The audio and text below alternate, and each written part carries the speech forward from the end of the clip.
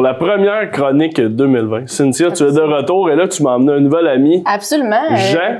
Quelqu'un de notoriété qu'on doit dire parce que Jean est devenu notre nouveau propriétaire. Nouveau propriétaire de Club Voyage Raymond de Potvin. Tout à fait. Donc, je te salue, Jean. Enchanté. Bienvenue à l'émission. Merci de me recevoir. Ça, je suis pas sorteux, fait que moi, j'attends que le monde vienne à moi. D'ailleurs, je suis pas sorteux, mais j'ai besoin que vous me dites où est-ce que vous m'amenez cette fois-là. Ben, j'ai besoin de voyager. Là. Il fait pas beau dehors. Il fait pas beau, c'est gris. Hein? J'ai besoin de m'évader, au moins dans ma tête. OK, parfait. Fait qu'on fait ça avec toi aujourd'hui.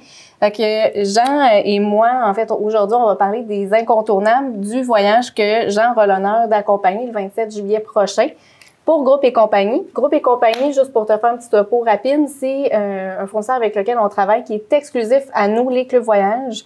C'est dans le fond, c'est des groupes accompagnés soit en circuit, en croisière ou des groupes thématiques. Okay. C'est toutes des départs garantis avec un nombre de passagers réduit. T'sais, on a souvent tendance dans des groupes accompagnés d'avoir du 50 passagers. Bien, ici, on tourne dans du 20-30 passagers, donc beaucoup plus intime et beaucoup plus accessible. Puis aussi, c'est toutes des guides chevronnés francophones. Ça, c'est une autre chose qui est importante. C'est important. Des fois, on part en voyage, puis notre guide, il baragouine le français. Il s'y connaît salut, puis... c'est ça, exactement. Mais là, on a vraiment des guides qui ont fait la destination. Donc, Jean a eu... Donc, Jean, tu parles plusieurs langues ou tu parles... Non, je parle français et anglais. Ce qui est important de comprendre, c'est que dans le Groupe et Compagnie, il y a des accompagnateurs qui...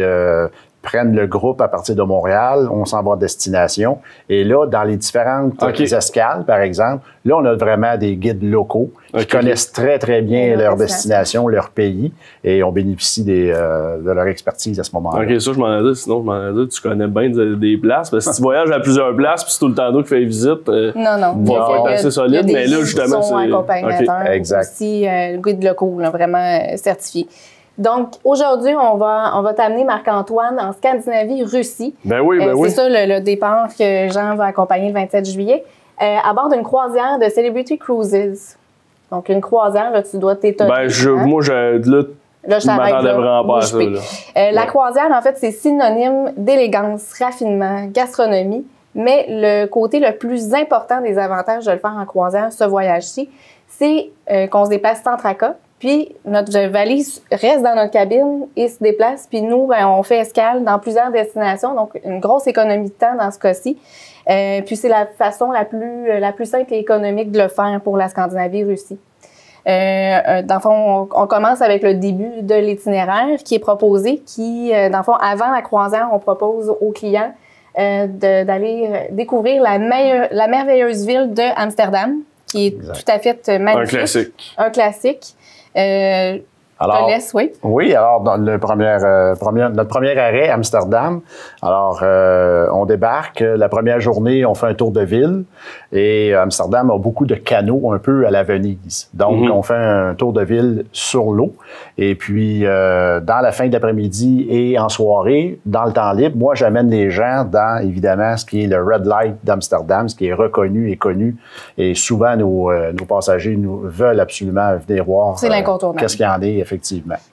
Pour la suite, le lendemain matin, embarquer vraiment sur le navire et commencer la croisière. Absolument. Donc, on commence avec la croisière, avec 2 jours pour se détendre en vue des autres escales qui s'en viennent.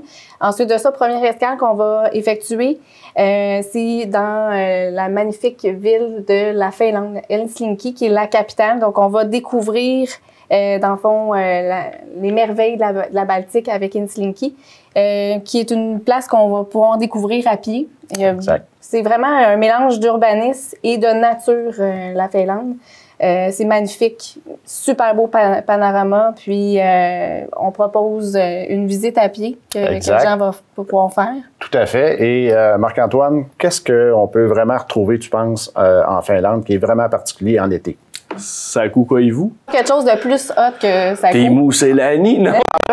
C'est le soleil de minuit. Oui. OK. Parce qu'en certaines périodes d'été, fait que le soleil... finalement, le soleil ne se couche pas. Jamais. Alors, c'est vraiment particulier. Vraiment, ça doit être spécial. À travers le monde, c'est une des destinations où on peut voir ça. Parce que c'est pas partout dans le monde où on peut voir ça. Non, absolument pas. Alors que dans les pays scandinaves, entre autres Helsinki, c'est ce qu'on va pouvoir voir. Et c'est à quel temps de l'année, ça? Dans le temps où le voyage va c'est ça. s'effectuer Moi, le voyage est en juillet et août, alors à cheval entre les 2 mois, et c'est une période propice au soleil de minuit. Vraiment, donc une belle découverte. Ça donne pas le goût d'aller se coucher, là, parce que tu sais jamais il est quelle heure. Exactement, fait que ça permet de tout faire ce qu'on voulait faire. Oui, c'est une journée de 24 heures qui finit jamais, mais à un moment donné, on vise durant l'escale. Ensuite de ça, on va se déplacer vers une autre belle découverte, ça pour 2 jours, donc la fascinante Russie. Précisément à Saint-Pétersbourg. Donc, pour du pur bonheur, hein, Jean, que tu vas nous faire découvrir des incontournables. J'imagine le musée de l'Hermitage qui est l'incontournable majeur. Oui, tout à fait. L'Hermitage, c'est comparable à ce que le Paris avec le Louvre. Okay. Alors, c'est un musée aussi grand, impressionnant. C'est intriguant, la Russie, justement, d'aller là, tu me décris ça, puis j'avais aucune idée que ça existait ou c'est comparable à. T'sais. Tout à fait, et on peut passer 1 an, par exemple, à l'Hermitage, et on n'aura pas tout vu encore. Okay, alors, bien sûr qu'on passe 2 jours, c'est une visite rapide, mais on propose aux clients de voir les galeries, les principales galeries. Alors, le reste de la ville pendant 2 jours avec un guide local qui nous fait faire les incontournables de la ville. Parce que l'architecture de la Russie est magnifique, c'est colonial avec de la couleur. Comparativement à Saint-Pétersbourg à Moscou, on préférait, c'est ce qu'on discutait, Saint-Pétersbourg, parce que l'architecture est vraiment différente, moins froide. Donc, ça permet de découvrir quelque chose d'intéressant là-bas. Un fait important quand on le fait en croisière qui est très important, puis ça, c'est un autre avantage de pourquoi on le fait en croisière, c'est que quand on prend les excursions, on les prend à travers la compagnie croisière. Pour la Russie, c'est assez compliqué le processus de visa pour pouvoir débarquer puis être là-bas. Okay. En le faisant avec la croisière, bien, on achète les excursions puis eux nous fournissent le visa temporaire touristique dans le prix de notre excursion. C'est sûr qu'ils ne sont pas donnés, ces excursions, mais ça permet sans tracas aux gens de débarquer puis de visiter la Russie. C'est plus simple que de faire les démarches soi-même. Vraiment plus simple, vraiment plus simple. Puis ensuite de ça, bien, on se déplace encore une fois dans une autre magnifique ville en Suède. Donc, on s'en va découvrir l'univers des Vikings, Marc-Antoine. Okay. Il en reste ça encore? En tout cas, il en reste au musée. Okay. Donc, on peut découvrir l'histoire des Vikings à travers les musées, se déplacer dans la ville. La ville de Stockholm est vraiment magnifique. Donc, ça, c'est un autre point intéressant que vous allez visiter avec Jean. Ensuite de ça, on se déplace avec 2 escales au Danemark. Tu sais qu'on a déjà parlé avec Céline dans une chronique précédente. Est-ce que tu te souviens de ce que je t'ai dit de particulier pour Copenhague? Non. Non.